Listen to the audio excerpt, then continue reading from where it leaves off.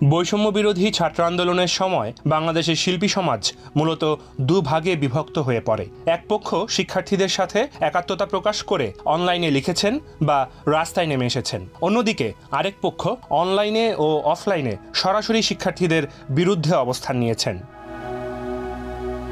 সম্প্রতি সামাজিক যোগাযোগ মাধ্যমে আওয়ামীপন্থী নেতা ও শিল্পীদের হোয়াটসঅ্যাপ গ্রুপ আলো আসবে এর অনেকগুলো স্ক্রিনশট ভাইরাল হয়েছে। কয়েকটি স্ক্রিনশট বিশ্লেষণ করে দেখা গেছে আন্দোলনকারী ও আন্দোলনের পক্ষে থাকা মিডিয়া ব্যক্তিত্বদের লক্ষ্যবস্তুতে পরিণত করেছিলেন তারা। আন্দোলনকারীদের বিরুদ্ধে নানা মন্তব্যও করেছেন আলো আসবে গ্রুপের শিল্পীরা। ছাত্র জনতার আন্দোলনকে দমাতে এই গ্রুপটিকে ব্যবহার করে আসছিল তারা। শিক্ষার্থীদের পক্ষে যেসব মিডিয়া ব্যক্তিত্ব অবস্থান নিচ্ছিলেন তাদের পোস্টের স্ক্রিনশট এই গ্রুপে করছিলেন তারা। জানা গেছে আন্দোলনের বিরুদ্ধে লড়াই চালানোর লক্ষ্যে তৎকালীন তথ্য প্রতিমন্ত্রী মোহাম্মদ এ আরাফাত এবং সংসদ সদস্য ফেরদৌসের নেতৃত্বে আওয়ামীপন্থী শিল্পী ও সাংবাদিকদের নিয়ে আলো আসবেই নামের হোয়াটসঅ্যাপ গ্রুপ খোলা হয়। গ্রুপটিতে সদস্য হিসেবে ছিলেন সোহানা সাবা, অরুণা বিশ্বাস, রিয়াজ আহমেদ, সুবর্ণা মুস্তফা, শমী কায়সার, সুইটি, আসনা হাবিব ভাবনা, জ্যোতিকা জ্যোতি, শামিমা তুষ্টি, মামুনুর রশিদ, সাজু খাদেম, রিদি হক, ফজলুর রহমান বাবু, সাবেক এমপি হাসান মাহমুদ, সাইমন সাদিক, জায়েদ খান, মিলন ভট্টাচার্য, লিয়াকত আলী লাকি ও রোকেয়া প্রাচী সহ আরও অনেকে। স্ক্রিনশট ভাইরাল হবার পর থেকে সামাজিক যোগাযোগ মাধ্যমে আলো আসবেই গ্রুপের সদস্যদের নিয়ে সমালোচনার ঝড় উঠেছে।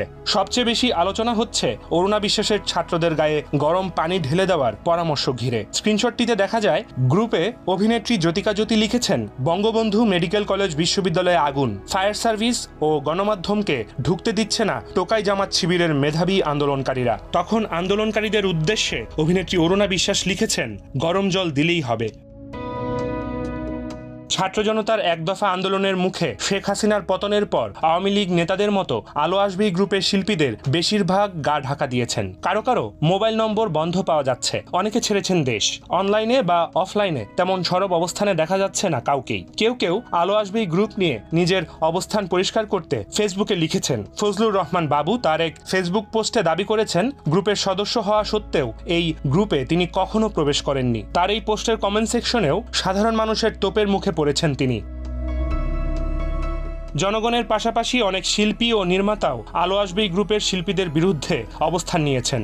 নির্মাতা আশফাক নিপুণ এক ফেসবুক পোস্টে তার সহকর্মীদের মধ্যে যারা এই গ্রুপে ছিলেন তাদেরকে আলোতে আসার আহ্বান জানিয়েছেন। তিনি লিখেন, খুনি শাসক না, জনগণই সকল আলোর উৎস, আপনাদের শুভবুদ্ধির উদয় হোক।